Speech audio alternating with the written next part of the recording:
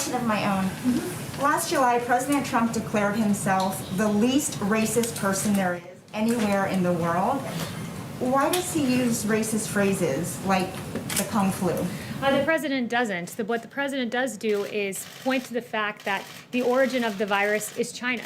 It's a fair thing to point out as China tries to ridiculously rewrite history, ridiculously blame the coronavirus on American soldiers. This is what China's trying to do. And what President Trump is saying, no, China, I will label this virus for its place of origin. That's what he's saying by using the racist phrase Kung flu? He is linking it to its place of origin. What does he have to say to Asian Americans who are deeply offended and worried that his use will lead to further attacks of discrimination? So the president has said very clearly it's important that we totally protect our Asian community in the U.S. and all around the world.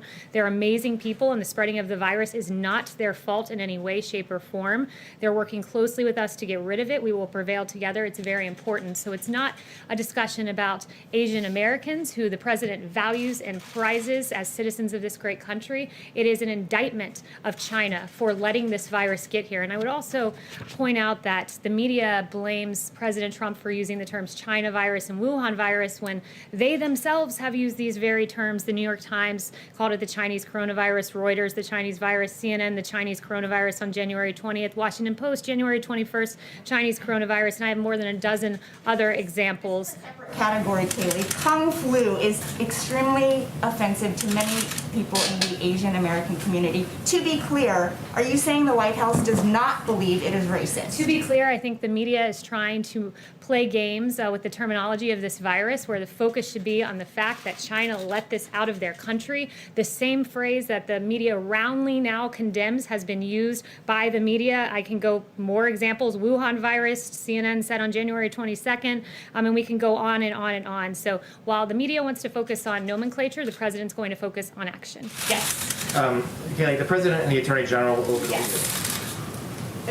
Kayleigh, two on Venezuela, but first I just wanted to follow up very quickly on Wisha's question and Caitlin's follow-up. Does the president regret using the term Kung flu, regardless of the fact that media organizations, including my own, had early on described the virus as the Wuhan virus? That is a different thing than saying Kung flu. Does the president regret using that term? The president never regrets putting the onus back on China, pointing out that China is responsible for this, and in the process standing up for U.S. troops who are being blamed by China in a campaign of misinformation. And I'm sorry, my second question is, going back to the issue of Kung flu, I spoke to Kellyanne Conway in March. She said that it was highly offensive and wrong to use that term. Does the president agree with Kellyanne Conway, or is he now saying that that term is not highly offensive and wrong? Because again, that was Kellyanne Conway's own words saying Kung flu is wrong. The president does not believe it's offensive to note that this virus came from China and to stand up for our U.S. military, who China is making an active effort to completely defame, and that is unacceptable to the president. You're okay with, again, just to go back to what I said to Kellyanne, as I said to Kellyanne Conway, she said that it was wrong and offensive. Are you saying that she was wrong to say that? Chanel. Are you saying that she was wrong to say that? On John Bolton and his book.